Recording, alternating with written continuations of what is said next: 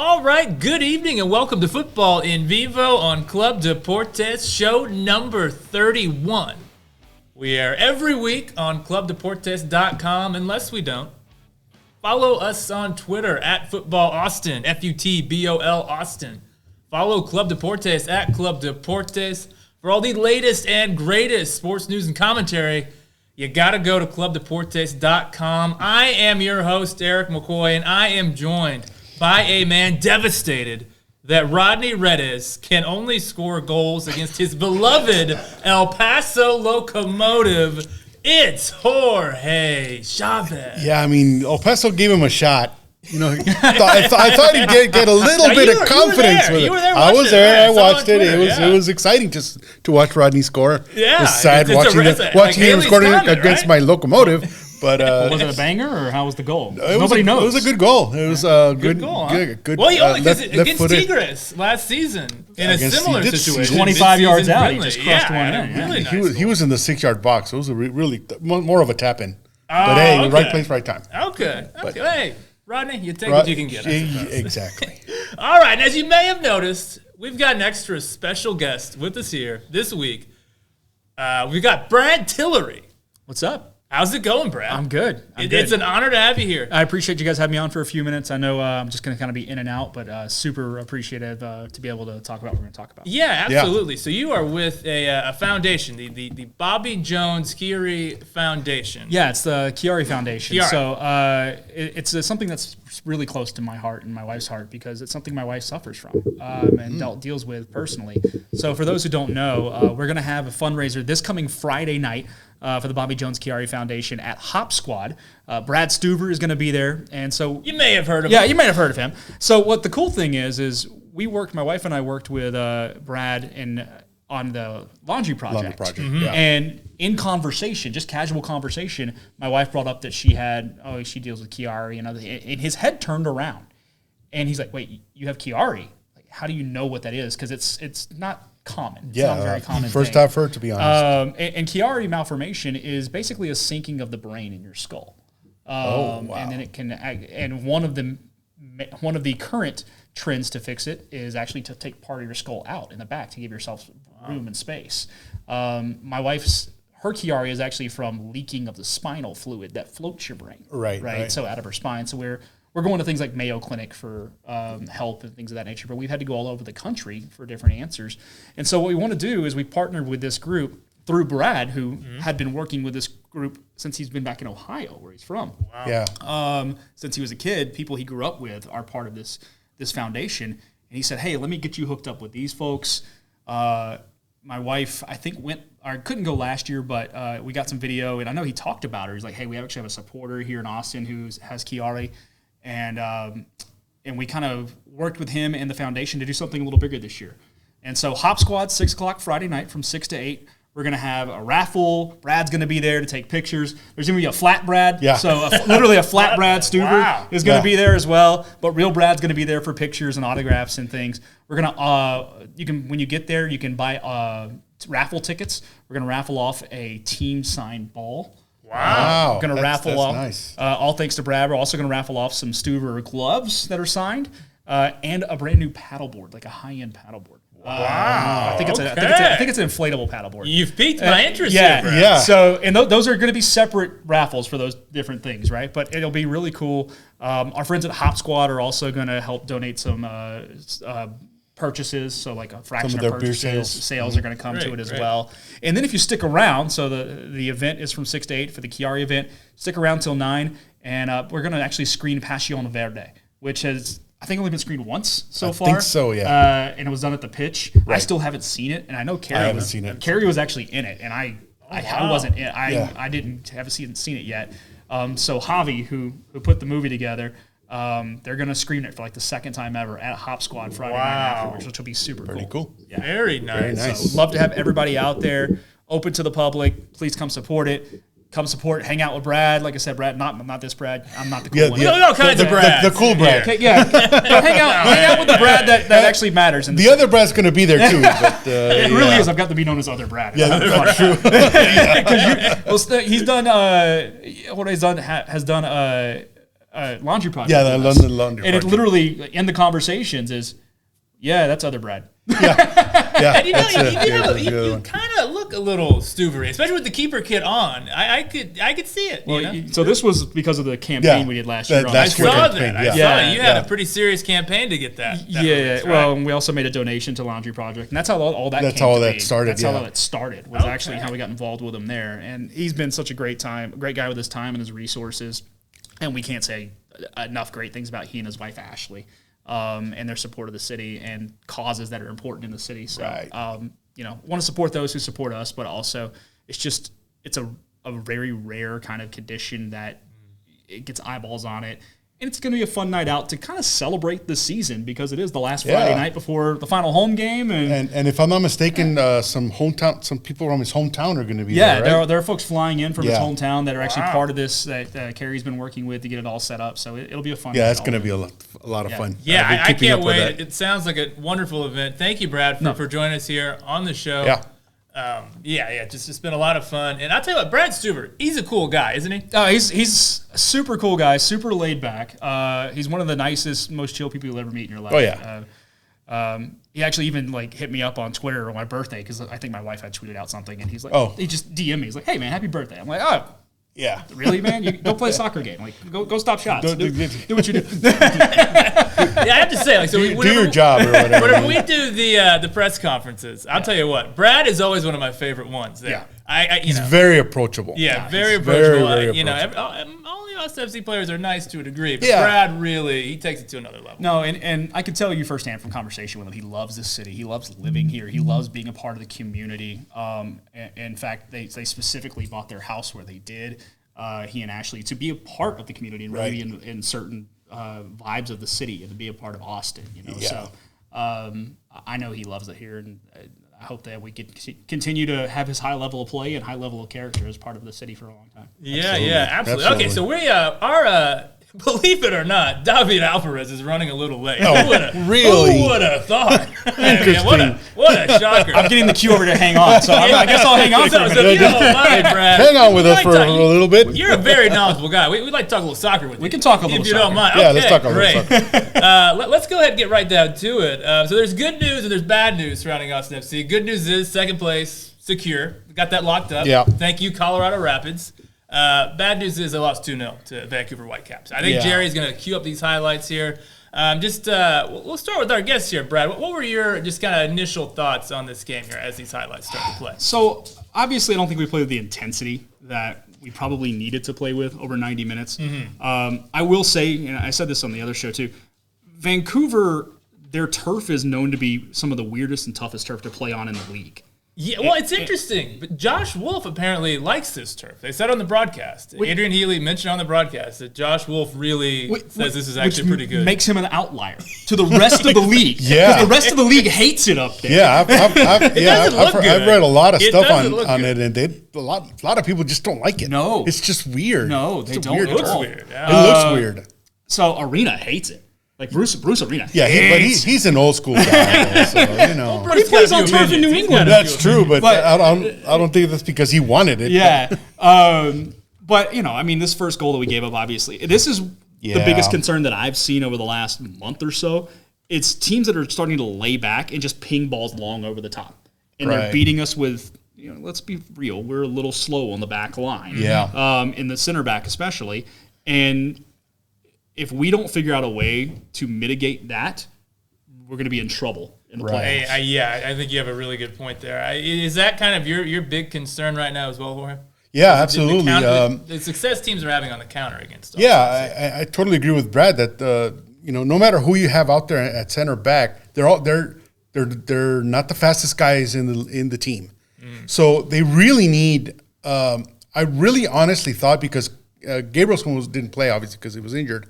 I honestly thought Valencia was going to play as midfielder because he's a very good defensive midfielder.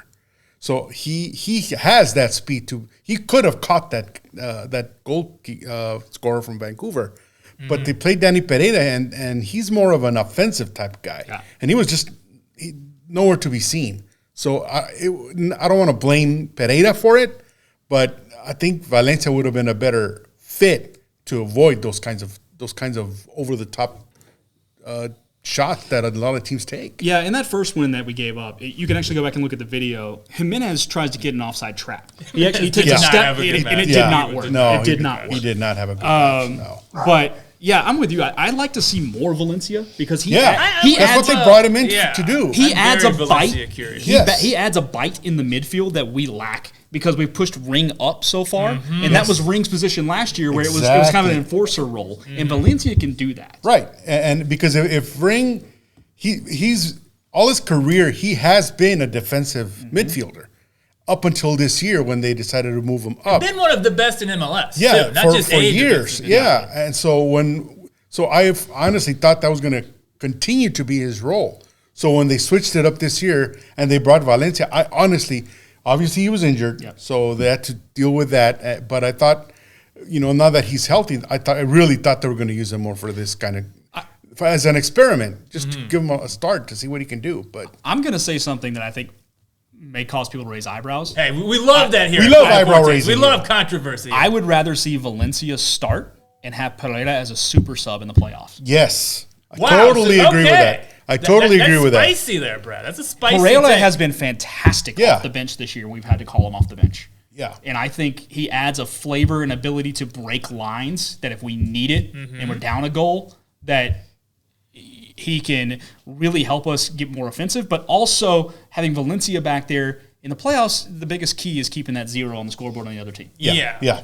And that's something we need. Yeah. So if you get it to the 60, 65 minute and you're up 1 or up 2 or even a draw, that's the ideal. That's what you want, because then you had a good defensive game. And that's when you bring in the speed. You bring in, like you said, Pereira and Gite. Absolutely. He's got the speed to break down tired defenses. So if you bring those two guys in at the same time, they could wreak havoc. But they need to be ahead in the goal count first. Yeah. Absolutely. Okay. I think our pal, Mr. Alvarez, has arrived. So he should be here shortly here. But while we got you, Brad, I got to ask. So I was just looking at the numbers here. Austin FC have lost 5 of their last 8 matches. Yeah. That is not ideal as we are about to enter the postseason. Is this a cause of concern for you, that this run of poor form? Or is it, hey, this team, they've clinched a playoff spot, they got the 2 seed, and do we maybe not need to be as concerned about the results? Or what do you think? I don't think it's cause for alarm necessarily, because you can actually look back at MLS history pretty recently and find teams coming into poor form in the playoff and then go and lift the cup. That's happened. Yeah, it's happened. MLS is very weird. It's a weird. It's it's super weird. Yeah. I keep making this point to people who don't follow. RSL made the Western Conference Final last year, and they beat Seattle without taking a single shot. Didn't take a shot. That was weird. that was weird. So weird. To me, I didn't think initially Sunday was going to be important, but after the performance last week, Sunday for Austin, the first 50, 60 minutes matters now. So you want to see a good performance. Can we look good for 50 or 60 minutes before we sub guys off to get them some rest and be healthy for the playoffs? Yeah. That's what I think is important now. Yeah, because what I was worried about is this past game against Vancouver.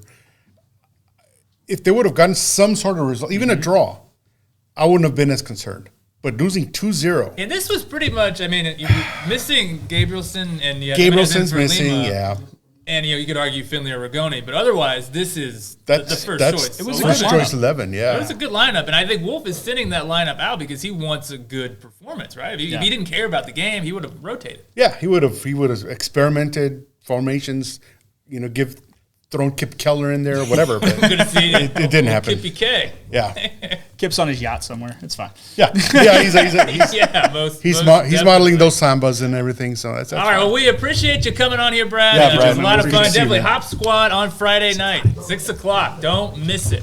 The 2 Brads in action.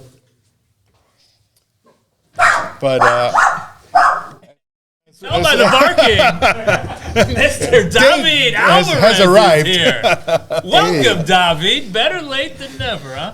Yeah, man. Traffic It was good. It was good as in bad, but yeah. So we just finished talking about the Vancouver game. What about the highlights? We have not yet. Yeah, we did. We just showed them, but we could see them Hey, again. here we go. Because we can't get enough. Yeah, those are these the goals or? Oh yeah, Romaña, Cascante, y Jimenez. Yeah. Los tres, both of them, and then yeah. But where was Stuver there? Where's the Stuver? What does he do? No, that's the Stuver goal. Half of that was Stuver goal. Come on. But look at that. He's got a breakaway there. Right? You got to blame Stuver on this. It's a breakaway 1-on-1, and the player looks to the right side, to the left side. There is nobody there. But if you look at it here, Jimenez was the only one on the left side. You cannot get. Stuver double. No. But in defense of Stuver, Jimenez should have been there. The Stuver should have been right there on the side. But where was Jimenez? He didn't even move towards the player. It does matter because he messed up his. That was Stuver's own goal. No, it wasn't. It was Jimenez's fault because we got the arrows and everything. Yeah, that's great. And then as for this one, I'm sorry, but this Romaña is wow. Romaña is coming back from way behind. He was late. He knew he was late, and then Lucas got him. I mean, Lucas he could have launched himself. And who gave the pass again? And he just Romani, I think he'd be late to his own birthday party. You know, Romani, he's not a fast player. Yeah, but I didn't want to blame. I did not want to blame Stuart for that goal, but I have to tell you that when I saw that, you could never see it because the camera. I tried to see all the camera angle. I could never see it, but if you see a camera angle. That Stuver was way behind. I will say that. He should at least should have make him harder. He made it easy. He should have moved up a little bit once he because Stuver could see. Look at that. Stuver could see. What is Romaña doing over there? What is Romaña doing there? But look at Jimenez. And Cascante, they outrun him with such an ease. Oh my God. But Romaña and Cascante are just slow. But look at Jimenez. He just stopped because he figured he could set the offside trap. But at that point when it didn't happen, I agree with you. Stuver should have moved up a little bit, made himself a little bigger, and he just there you go. Just stayed there back. You go. So simple. It was simple. It was both their fault. What are you doing? It was both their fault. Doing what? No, that was embarrassing. I may concede that Stuver he could have done more, but you have a 1v1 with the keeper. I'm not blaming the keeper in that situation. It's everything else. It's always 1v1. It's always the advantage to the. It's not blaming the keeper in this case because you need to know where the ball is. If somebody give you a long ball, try to cut it. There's nobody there. Well, you're in luck, Davi, because Brad Stuver is going to be at Hopsquad. On Friday, you can take it up with him. As we heard from our pal Brad Tillery. You can talk to him about it. So if you want to like 3 talk errors to Brad Stuver, play by him. You can let him know your thoughts on his goal. Yeah, there's your shot to discuss that play. He gets totally fooled. It'll be a charity raffle plus a meeting of the minds between David Alvarez and Brad Stuver, a goalkeeping conversation. I'm sorry, but I gotta tell you that. Hold on. I gotta tell you something. I think Stuver was our best player. He was the best player for our team. It couldn't be worse. Made, I don't know how many, six saves? Yeah. He had 6 saves, including a foot save. Oh my God! Yeah, I'm not going to be saying Stuver is a bad guy. Because you know what's going to happen, David. We're going to get some comments. Because people don't like whenever you come after Brad.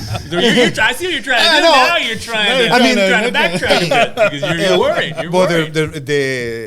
The Vancouver coach. Feel free. Leave us your thoughts. Vancouver coach said clearly that if Stuver was the best player for Austin, he says something about the spirit and all the planning that Vancouver had behind this game. Yeah. And the planning that we did not have. It's not a good sign if the goalkeeper is your best player. That's usually exactly. It means you didn't have a very good game. And because Driussi, he's getting frustrated. He's getting flustered. The turf in this match seemed to bother him a bit. But it's always no excuses because not only turf, the header and the foot one. That's been the situation though for the last four games now, where he's just a little bit off, not quite sharp enough. I don't know.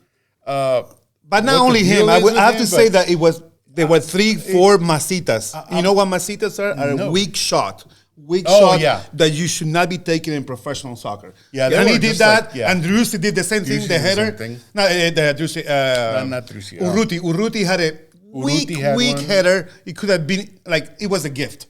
I mean, it should have been a goal. Yeah. So Drusi those had weak shots, at least 2 shots unacceptable. that were masitas. that were just there. That weak he shots. should have. Well, buried. we can debate the form of some of these players, but I tell you, David, you're in great form tonight. You're coming in just like just an a absolute mad, volcano man. I'm very right mad. here. This is great stuff. I mean, I know we had Brad here earlier, but I do want to talk about that a little bit. I am worried about their form. Okay, before you got here, David, 5 of the last 8 Austin FC have lost, and you're concerned, Jorge. Yes, because they haven't been close losses other than the Portland one. They've been blowouts. Good, yeah. And,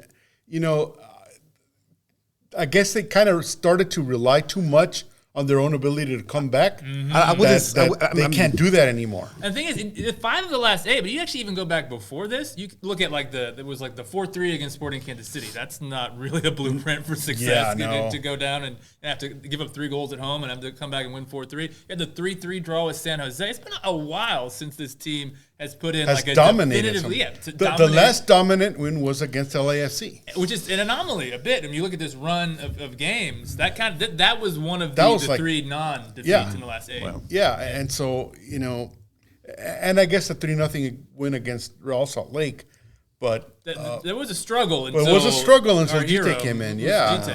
So I am worried. Honestly, I'm a little worried as well. Man. David, are you concerned? So extremely concerned. Yeah, extremely concerned. I'm very concerned. You know that because this is like Wolf said before the game. He said that he wanted to go and win this game because they need. You can see by the lineup. He sent out a strong lineup, basically, and that's we need to win the game. However, what's happening. This is a 4 game in a row. Yes. We lost as a visitor, which we were the best visitors in the league. The only and that says that, wow, maybe we got very lucky. And actually, now I'm thinking, we got lucky many times on those wins. Yeah, and I know I advocated. Because we don't deserve. I mean, right now, looking at the table and looking at the other teams, the way they're playing in both conferences, I don't feel like we should be up there. So you should not be up there. FC are not the second best team in the West. No. We're not. We're not. I mean, honestly, we're not. I think we're a playoff team, but second, I mean, there was just so much success early in the season that we never really got lower than 4th, if I'm not mistaken, throughout the season. And then that's the graphic that I was. Really? Western Conference standings. Look at that. We got in that. We were pretty consistent. Most of the season, we were second place, and so. Yeah, and dropped down to 4th once, and then and so because the other teams did not do very well, we got lucky. We got lucky in all aspects of the teams. You lose 5 of 8, and you still clinch the 2nd seed. That kind of tells you something. I was like, and we didn't clinch it because of us. It's an anomaly of a season for sure. And I got to tell you, it was not a blown out. I mean, many of the games we dominated. Many of those games we lost. We had more. We have more ball control of the ball. What we never have more. What we never have is good shots on goals. We always lose shots on goals. It's interesting that you say this, David, because I got the numbers here. Okay, you got the numbers. I got the numbers. We got 69, very nice, 69% possession for Austin FC, 31% for Vancouver. And as you said, David, shots on target, Vancouver 6 to 5. So outshot. And the XG, that were more in favor of Vancouver as well, 1.82 to 1.22. Austin FC, again, same story. A lot of the ball, not really doing anything with it. But I want to go back. We were talking before you arrived, David, about Austin FC's struggles defending counterattacks. It was something that both Brad, Jorge, and myself all agree. Yeah. This is a big issue. The way Austin FC are allowing teams to attack them on the break. They break away. What do you think could be done? Jorge suggested Johan Valencia could be a guy that gets introduced. And Brad, he went as far as saying Johan Valencia should start in the postseason ahead of Danny Pereira. I don't know if I would go that far, but what do you think? What needs to be done to tighten this team up on counterattacks? There's a lot of things we need to do because, again, it's not only the players there. Obviously, the first Vancouver goal was a breakaway. Yeah, it was a breakaway. goal. And it showed everything we got, right? We have Cascante, we have Romagna way behind the ball, and then only one player was kind of close to, but he wasn't even there. Yeah, he was. But Stuver wasn't there either. He wasn't even the shot. So if Stuver is not able to play the ball up front, like he need to be more like a sweeper. So you think like a Manuel Neuer style? I got my Germany shirt on. You think like a little Exactly. Manuel Neuer Like style? now, new all the German.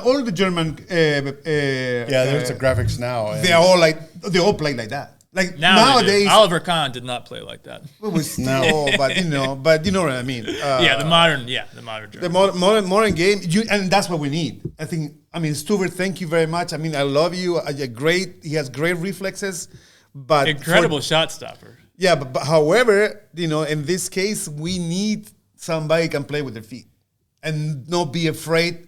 Don't be afraid in a one-on-one like he was in the first goal. He was afraid. And he paid for it. So, I don't want to be a great tangent here, David. We already discussed Stuver. No, I know, but I just want to go back to he is such an important part of that defense strategy that we're talking about, that we need to have somebody. What I'm trying to say, we need somebody that play with their feet. It's interesting though, because like you said, if you look at the teams around the world that play with a high defensive line, as Austin FC do, and you look at the goalkeeper, and it's usually it's someone like a Manuel Neuer or an Ederson or an Allison that play. Keepers that can sweep up, and I wouldn't say about Alisson, but but details. but I think what's happening. But Ter Stegen. I do think you have a point, David. I do think you have. But to counter that, I mean, they're not going to get rid of Brad Stewart. Yeah, he's going to say. So they're going to have to adjust the defense. We don't want to see. They're going to adjust the defense according to his strengths. Mm-hmm. And his strength is to stay in the box. He's just not good. He's not that good in his feet compared to other keepers. That's just the way it is. Yeah, I think you're right. But to counter that, they need someone like I said, like a Valencia, because I remember watching a couple of highlights of him at Deportivo Cali last year. He is fast. He covers a lot of ground. So he could have done something. And also, I prefer got in the way. Anyways, I do also prefer Lima in that. Lima needs that's the other one I was going to say. Terrible. Jimenez had a horrible game. Jimenez, let's be honest. That's what I'm talking about. Lima, like that type of player, we need a little bit faster player. Right. That because obviously we know Cascante and Romagna, they're going to be beat. They're going to be beat easily. They're columns there. They're we're going to hopefully have Gabriel. They're big trunks of trees in the middle of the box. Season. But he also, I think, is not necessarily the fastest. But he is smarter in many ways. Gabriel's got a lot of experience. And then I like what Gabrielson, he gets back. When he makes errors, he tries to get back. So he has a lot of... And I think all of them could, but the thing is, like, all of them has kind of the same physical specifications that they are unable to... they're the same type of body. And that's why they're not Haaland and they're not Ibrahimovic. And that's why I'm excited about Kip Keller, because even though he doesn't have a lot of experience, he probably won't start or even play.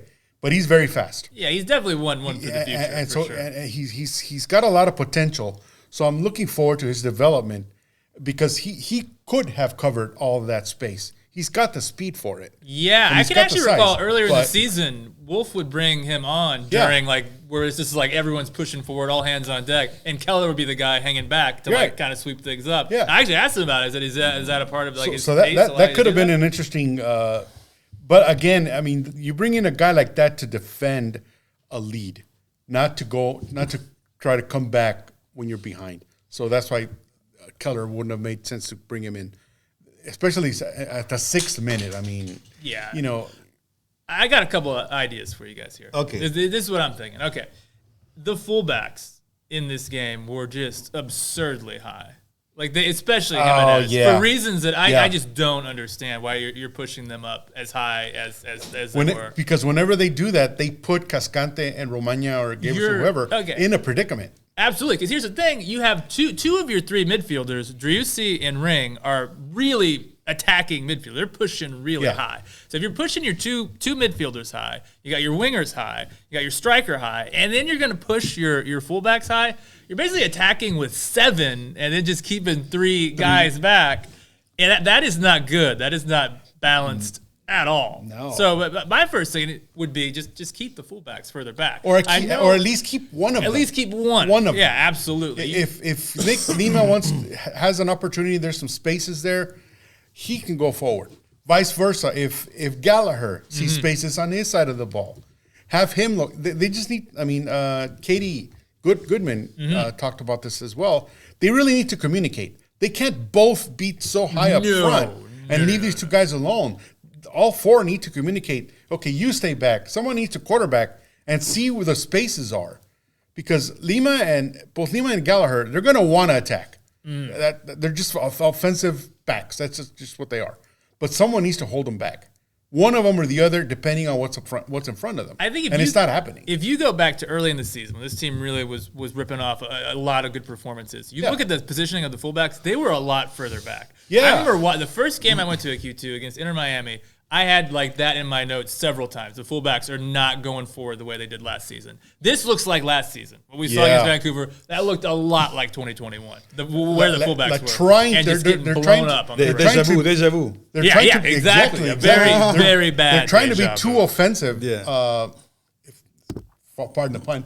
Too offensive, sending way too many guys. And I really, honestly trust the speed of Lima and Gallagher to stay as a as a back line. And then when they see the opportunity, just take off. Gabrielson did it the other day in that score against GT. Yeah. Because he had the space. There is no reason why Lima or Gallagher can't do the same thing sporadically. Yes. Defend, that's your job. I mean, I know you guys want to be over there and try assist and score or whatever, but really, something's got to change back, revert back to the way it was. Yeah. But, again, going back a little bit about the predictability of how Austin plays. Yeah. And, we keep falling with these teams that already know. They talk before the game. They have They talk before the game they beat LA. Vancouver beat LA, and they say, this is the game. We got to win because we have a chance to go to the playoff. Right. And, when we have this is a plan, and we want to execute it, and they did. I mean, that's what the coach said. That's Even what after the game. Alvarez And it's did. like we cannot be making the same error over and over again. It is, yeah. Deja vu. And then you have Lucas, the forward that came in, he just totally dominated our defender. Like, he could have, again, there's another play that Stuver should have won the ball and he lost it, right? But anyways, that's because of we are weak against powerful forwards. We have powerful forward and a fast good lefty. forwards. You have a powerful and fast, or fast. Yeah, and they took care of us, and then it's going to happen. It's like, so what we can do, like the game on Saturday, right? It's very important because Sunday. It's on Sunday. It's on Sunday. It's on Saturday 9. Yeah, Sunday 9. The game is very important because it will decide. It's going to be important. Because it's going to determine with what mentality they go in. With because the cushion that we have is gone. It's gone, right? The cushion that we have. All of the experiment we tried to do all this time. How many experiments? 4 or 5? Yeah. All fail. Most of them except one. But the Austin, the LA. Right. But the only one that it didn't fail. Everything else, they just need to find momentum. They need to find momentum. Last game against Vancouver, all the substitutions were. They didn't really do much. Except maybe Finley. Finley. Maybe Finley. Okay. He should have been playing from the start. That's what I wanted to talk to you guys about. Absolutely. That great minds thinking alike, Jorge. What do you got? Rigoni. He is not panning out. Wow. He is not panning out. Yeah. I really honestly expected a semi-Driussi performance last year. It's not happening. It's not happening. I don't want to blame Rigoni for it, honestly, because he came in late for the process, and maybe he was built up a little too much. But honestly, a guy like that would probably need an off season working with the team. I think we need more to catch up to the tendencies. Because there's little tendencies with each player, and he's a very good player that the other guys don't really know exactly how to play with him. Yes, he offers something very different from Finley. Yeah, because he would do a lot of crosses that really that went to spaces where nobody was there. Good spaces. Good spaces. There was nobody there. Like to have someone there because I like what he's thinking. But the other Austin FC, I remember one clearly. He really beautiful pass, and it fell a couple of times in the box. But Fagundes was way too far back, so they really didn't communicate. Fagundes, he doesn't seem like the guy that's going to attack those like that far post cross. I just don't see him making those runs. He hasn't done that. He hasn't done that this year. Yeah. And I think Rigoni is used to playing a different way. That it's getting hard to justify him being there other than a super sub. See, I think because you look at the kind of service that Finley's going to provide, he's going to get to the end line and hit those cutbacks because to he knows that penalty area, which is where Fagundes and Urruti, those guys like to hang out. Yes, exactly. Whereas Rigoni is sitting that, he's sitting those far post crosses over and over. I wrote down in my notes, nice crosses, but who's going to be on the end? Yeah, exactly. So they really were beautiful. That's a waste. To nothing. They were a waste. And so, again, I don't want to say that Driussi is a bust. I mean, Rigoni is a bust, but he's just hasn't settled into the team yet. And I think that's fair. I think it's too late to integrate him into the team. So I say stick with Finley. He's been there all year. He's been consistent. He knows where the guys are. Yeah, I think he's got, 5 goals, 6 assists? Yeah, 5 goals, 6 assists. That's very respectable. Yeah. And so I would honestly hope that Austin FC considers starting Finley now against Colorado to see. So you think for Colorado it needs to be dress rehearsal? We're sending out basically the starting 11 that we want to send out. I guess the game against Colorado is like we want to see if we really have material to play be in the playoff because. We tried everything. Yeah. We tried almost everything, and something is not working with that players that should not be playing. I mean, they just getting second, third chances, and nothing happened, and we cannot have that. We need to have what happened with the other players. Bring somebody new. I mean, we don't have any more people in the team. I will say, it's almost the postseason. We can't really be introducing too many new pieces here. There's not really enough time to drastically change the approach. Yeah. I think some tinkering is in order. Again, you've lost 5 of 8. Things aren't going well. Like the Ferreira, like starting Valencians in front of Pereira.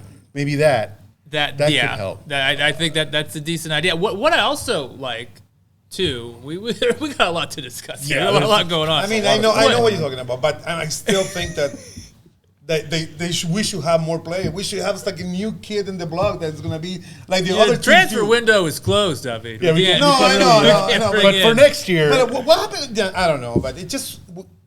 We don't have what it takes. I compare it a little bit to what happened with LAFC when they brought Bale in. He hasn't really produced, and he's not really the center or the focus of the team. It's Chicho Arango because he's been there all year. Even though it was speculated that when they brought him in, they were going to trade him. I thought for sure he was gone, and no, he's turned it up. He's played well. An exceptional player. And so now that it's something similar with Rigoni, not as bad because I don't think a lot of people really expected much from him, but they expected more than what he's produced. Yeah, I think. To be honest, okay. So I think I was a little higher on Rigoni's performance than you, Jorge. But yeah, I still think you probably got to go with. It wasn't that I was disappointed in his performance. I was disappointed in the communication between them.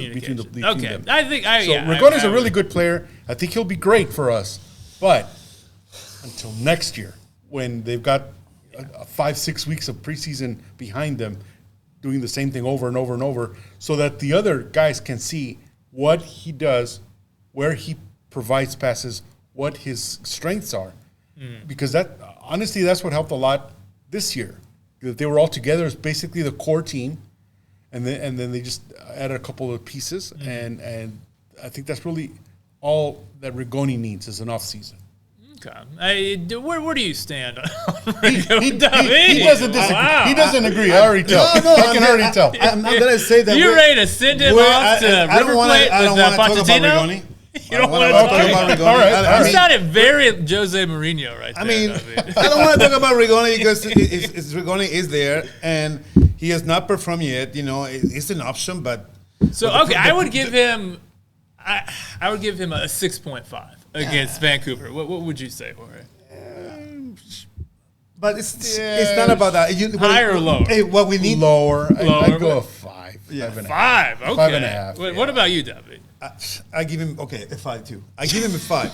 All right, but the problem with the situation is that we have Mate con Voz, right? Yeah. You love bringing up this show, don't you, David? Yeah, I want to bring Mate It's a con great Voz show. It really is. because we have Rigoni, we have Driussi, we have Fagundes, we have everybody that did not play. I mean, you can make an exception about Driussi. He got 3 shots on goal that he missed, but That he shanked pretty much. other than that, all those guys. I mean, they need to be concentrated on getting better. They need to. I don't want to hear about they're talking and laughing about. Hey. So you don't like that they're spending their time recording a show and they should be practicing? Is that what you're... Everybody should be watching Futbol En Vivo. Well, I was going to ask. totally agree. I was going to with ask, that. do they talk about our show as much as we talk about their show? Because I feel it's kind of one way. Yeah, I don't think they even know who we are. They need to concentrate because they can make it. All of those guys, all those players, they really can make it. So Mate con Voz is distracting them. I don't know if it's distracting, but I think they should focus on the These are performance. the opinions of David Alvarez, not they should football. focus on the performance. They should be talking about Mate, but the Mate, and we need to have a really good Mate on Monday, right? Not on Wednesday. Not before Monday, right? No, I will give them a pass on this last one. Last time, come on. Fagundes had it clear. He totally... But now, hold on. Goodness, you're killing this man. You got to remember You're killing this when man. they recorded the last Mate con Voz. It was the international break. Yeah, what are These you? guys went to Vegas. They were some of those guys had a boat party on Saturday of the weekend that they were off. Our invites So must have gotten lost. I looked for it. But we need to concentrate. We need to start concentrating for the playoff. Come on, guys. No time for Vegas. No time for the boat party. I'm going to ask you, Eric, what is the solution? What is the solution for this team for Sunday and for the playoff? What do you think we or the team should do? What Wolves should listen to your advice, please? Okay. I gave one suggestion. I think you got to keep those fullbacks back. Okay. Yes. And I think that's one thing. Here's the other thing I would do. I don't know if I'd necessarily go Valencia, although, I'm Valencia curious. But here's the other thing I would do. I would drop Alex Ring back to sit alongside Danny Pereira and make this look more like a 4-2-3-1 as opposed to the 4-3-3. Like, have him pick up his defensive responsibilities. Do you think, though, that Ring and Driussi kind of get in each other's way? At times, I think that Ring is obviously on the right. I think Driussi favors the left side. Right. But here's what I think dropping Ring back would do. That would free Driussi up to just kind of roam that whole area underneath Rudy. Because that's what I was going to say, that he plays best when he's got space. But when there's another teammate next to him, that means there's another defender next to him. Yes. So he doesn't have as many spaces. So that's why I think not necessarily Ring gets in the way, but Ring attracts attention of defenders as well.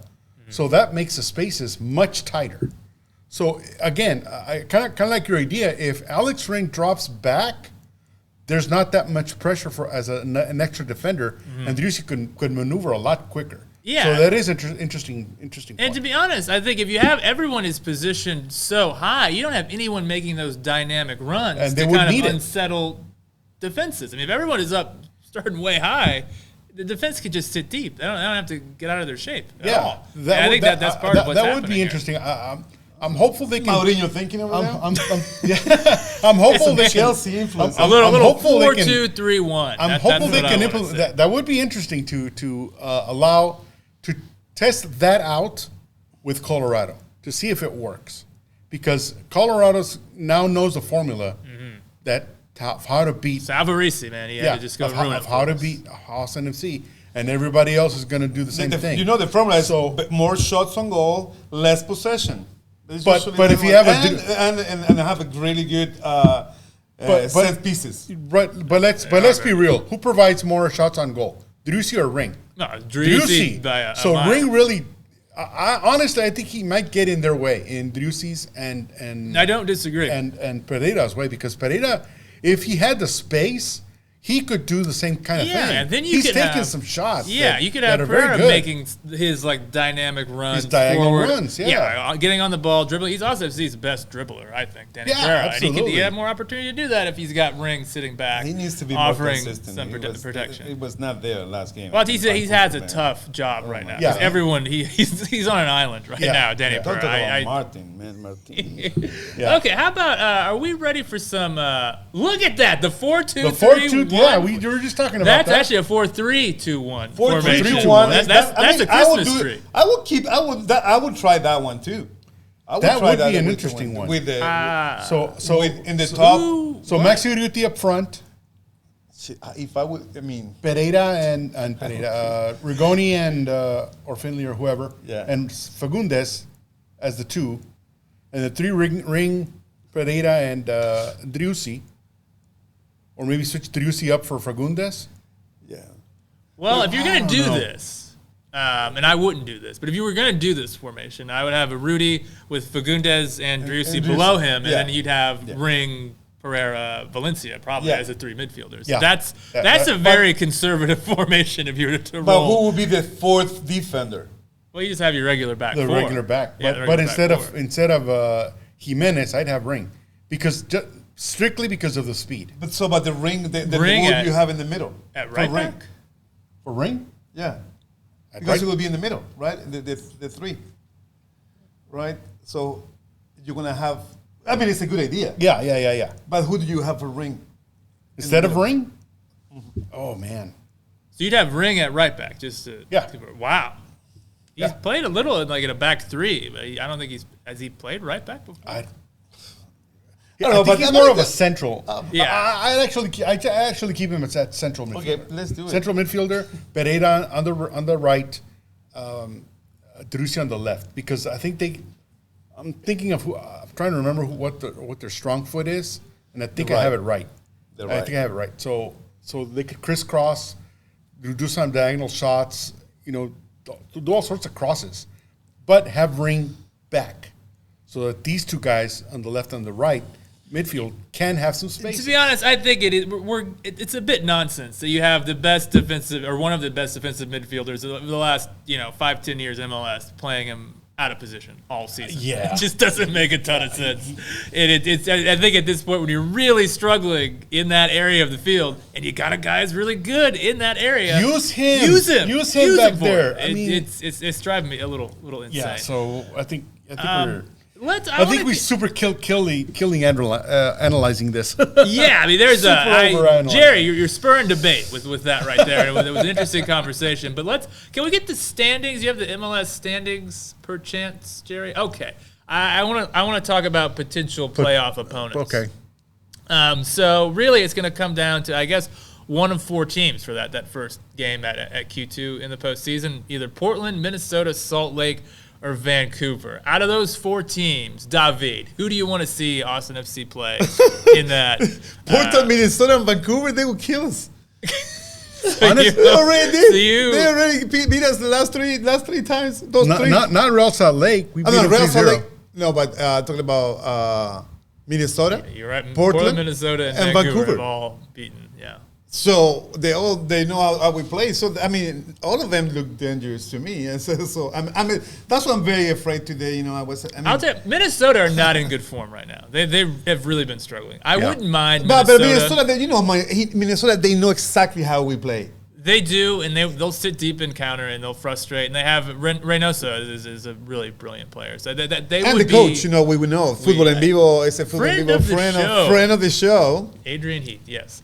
But I would rather Minnesota than Portland for sure. And on it, I didn't like how Austin FC matched up against Vancouver. I'll say that much. And Vancouver are red hot right now. Red hot. They've been playing 3 wins in a row, and against- they have a chance to make I think it to the playoff. just looking at the standings and looking on the left here of the screen, I think the ideal would be for a Minnesota-Vancouver draw, because that would maintain Minnesota in 7th place, and I think Minnesota would be a much more desirable opponent for Austin FC. But if Vancouver were to win and they take the 7th spot, I think there's the revenge factor, because we saw that game. It got feisty there at the end. It did. But Yes, the history, like the last time Vancouver lost really bad with Austin, they decided to change the entire. That makes them change their style of game, right? Because they were in the bottom of. That makes them to be in the bottom. They've been on after that loss. Went on a run, And Urruti has been their nemesis, but they got better. I mean, after the Austin, so the Austin for them, it was they needed they have momentum. Yeah, they have momentum. They needed this game to prove that they've been working for this. Yeah. So who would you rather see then? Vancouver, RSL, or? I mean, I'd rather. It doesn't matter. I mean, if Brazil is there, I will play Brazil, because you need to be ready to play anybody. Whoever. I mean, that's an interesting mentality. But again, the mentality of the World Cup, right? If you don't want to play some teams, okay, you always need to play against the best. Okay. Right. In this case, like most of the teams are going to play pretty much the same way. Yeah. You already know how they're going to play, so it doesn't matter. I think you're right. I think out of those 4 opponents there, I think they all will probably give Austin FC all the possession. In the world. They will give the possession and then look to counter. And the set pieces. Set pieces which have not been working for us at all lately. Austin FC actually have the most set piece goals in MLS, 17. Austin FC. No, the last games. I'm talking about the last 4 games. Yeah, they've been on fire for half the season, and then they just sort of. Vancouver. Went away just for a in Vancouver, but I think this is where the talent that Wolf has is going to come into play, if he has it or not. If he learns that, if he knows or understands that these 3 or 4 teams are going to play exactly the same style, what is he going to do to change that up or to counter those changes? Because he must know that the team is struggling. 5 losses in the last 8 games. That's exactly what the coach is supposed to pay attention to. I hope he's aware of that. So he needs to understand what changes he needs to make. 5 losses. Yeah. What changes, and some of them were really bad.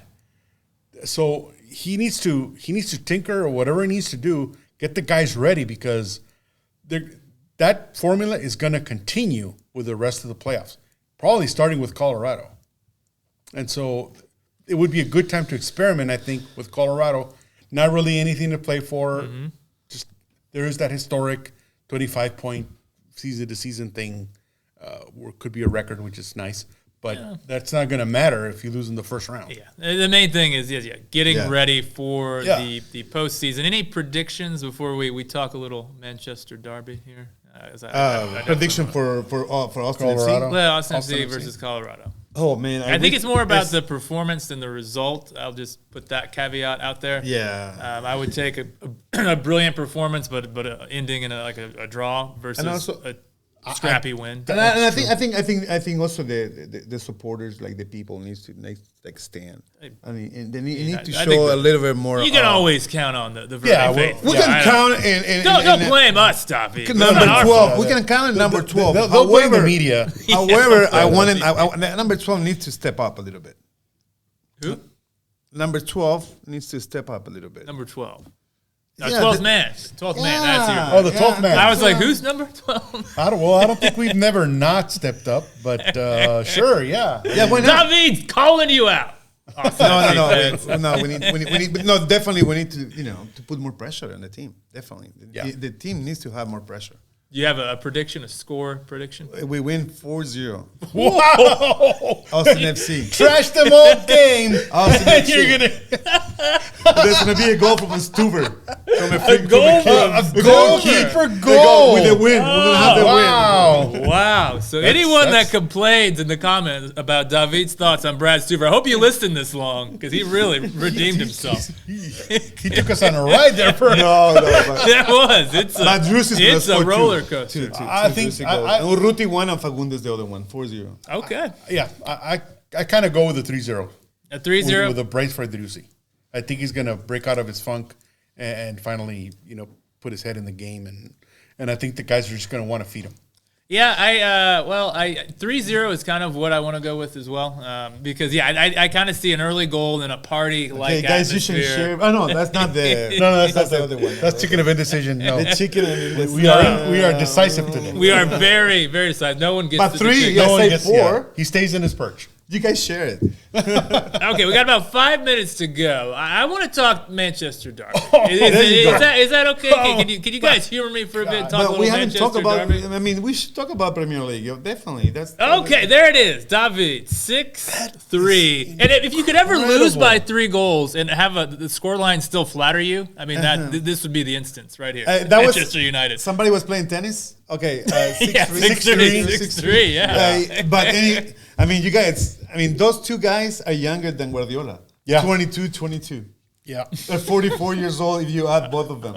And it tells you something. And it's interesting because I saw a tweet somewhere where those two, when they were little kids, they were big Man City fans. Yeah, well, his dad, Giant Man City fans. Yeah. And now They're both scored stars.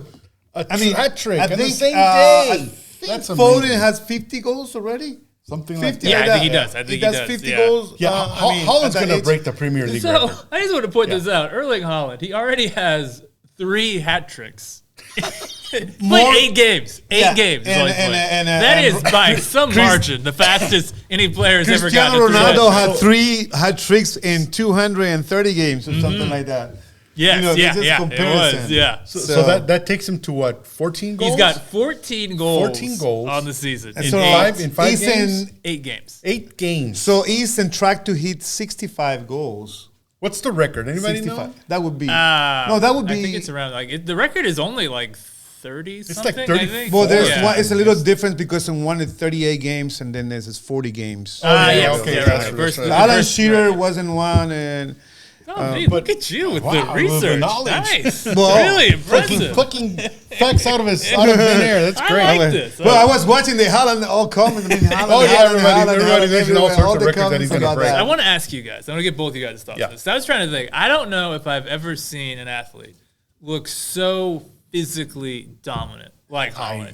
I was trying to think of comparisons. even in Lukaku other at some sports. point. Lukaku in some games. I don't like, think so. Not like this. I don't want to say I'm a clairvoyant or anything, but I remember watching a game where he played under the under 20 World Cup. Yeah, And Honduras. he scored 7 goals. If I'm I not think it was mistaken. 10. No, I think- no, the score was 10. He scored 7. Yeah, against Honduras. And that's when It I was think, against Honduras. whoever plucks this Yeah. guy up, Yeah. he's going to be a beast. And Yeah, and, he's something like to that. all those Or Salvador. naysayers that said think was- that Holland wasn't do good because Bundesliga is not the Premier League. Shut up now, Yeah. because Holland is killing everybody. Yeah. Hey. Yeah. And it could also be, to be fair, the rest of the league isn't as good. I think there's a lot more parity under Man City now. I think that is Liverpool, very, very Liverpool fair. has not played well at all. No.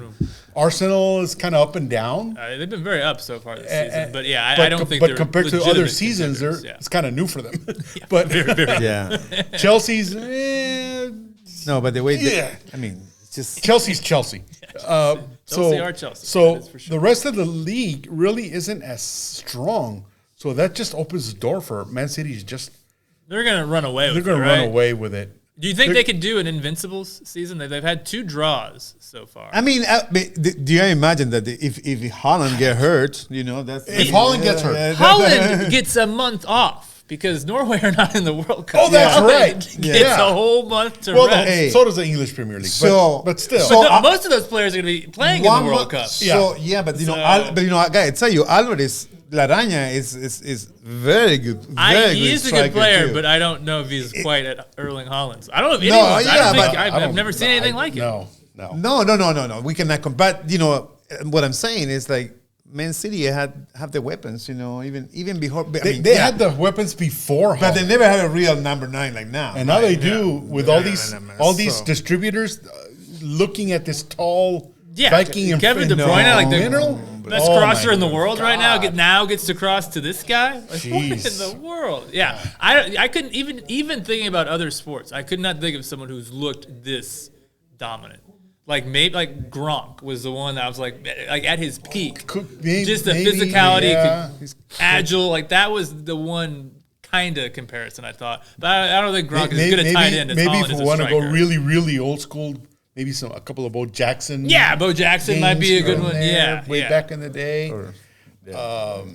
But yeah, it's he's on another level. I mean, Yeah, what's the name of that linebacker for the Giants from? Lawrence Taylor. Yeah, Lawrence Taylor. Hey, Yeah. But we're really reaching We're way going back in the pretty- archives. or Ricky Williams. Ricky Williams. Ricky Williams. Yeah. For college anyway, but still. I mean, that's still after that's going the level. to I mean, that's the India level and play right in now. Miami, after Pele, doing yoga. maybe. Pele, If you want to go, Yeah, Yeah, yeah, I think- but it is a different game just- right now, yeah, and It is interesting because I don't think there's ever quite been like a top level footballer quite like Holland, right? You look. I mean, he's the body type that he has, and the agility, and the speed. touch, the speed, all of it. Like I've never seen this combination in a player. Like It Ibra, is- you can it is say scary. Ibrahimovic was. he'll probably have. That's maybe the closest comparison, but he didn't Yeah. have the speed that Holland has. He's not nearly as fast as Holland. Yeah, but I would say it's right there in the size, and Yeah, he's Yeah, and yeah, it's it's pretty size. agile with same with Yeah, his feet. abilities. yeah, I you can- think yeah. probably So- comparable. And then he when I compared to Brazilian players, like himself. Yeah, So, there really isn't. and the good thing about Holland is that you will see now the future for many soccer players. They're tall. They're gonna develop. They guys wanna be that. like Haaland They're gonna- now. Yeah, he's a no more stereotype. playing tight end. no more or- Maradona. No more Power No more forward. those little short Pulguita. Leo Messi guys. Yeah, we want the That's 6'4", done. 6'5" guys. That's right. Absolutely. And that's good for my son. Perfect. Perfect. It all comes back. But Oh, hey, I here's thought we were the- about out of time, but hey, What a game. North London derby, Arsenal 3, Spurs 1. Everything right. Are they? Can they keep up with this City team? No. Arsenal? I don't think so. No. They were very, very good. I mean, in this game, they're but- doing great. I mean, Arsenal is doing it's good something that they've because, never done you before. know, Xhaka is the only player really pretty much they had from before. And Right. he's now the captain and he's doing great. He did a great, it's Martinelli. Martinelli's Arsenal. been very good. Arsenal is very strong. And I mean, Gabriel Jesus has Don't- been don't a tell me- revelation. Jesus. hey, but don't get me wrong. I mean, Man United, they had their things. I mean, even though they look bad and everything works fine for Man City. But, I think Anthony is the real thing. Yeah. He had a nice Yeah. goal. He's- He had he's a a nice good consolation player. goal, but they are miles behind Manchester City. Yeah. Yeah, Manchester they're United mild. is not even. But they not have even the. close. I mean, That's they a good have player. something. So the 6-3 was there. It could have been 7-3, right? 7-4. Probably. 7-4. It was a Like at the high-scoring beginning, affair, so it could have been. That first half was Yeah, the the best first- first half I wow. think I've Yeah. ever, Everything that works. was ever seen amazing. from a team. And then they keep the ball in the line a couple times. I mean, I love the way they play with the line. They keep the ball in the line. Oh, the width is incredible. I Yeah. mean, it's footballing 101. Yeah. No. It's beautiful to see. No, it was very And enjoyable. they're behind Arsenal by a point. All of that praise for Man City, they're still not. in And they're first. still But not. I think not they'll up be there, there. But pretty that was shortly. surprise for me that the Tottenham lost with. I was with a little Arsenal. surprised by The that. Yeah, team I that was I'm also really surprised, surprised though is Brighton. They're playing really And good a football. 3-3 against Liverpool at Anfield. Yeah, that was a really Yeah, good that- game. okay. Roberto De Zerbi. Yeah, so What happened with what the team that lost the coach to Chelsea? Chelsea. Brighton lost. Graham Potter went to Chelsea. Yeah. That's Oh, it didn't make much of a difference.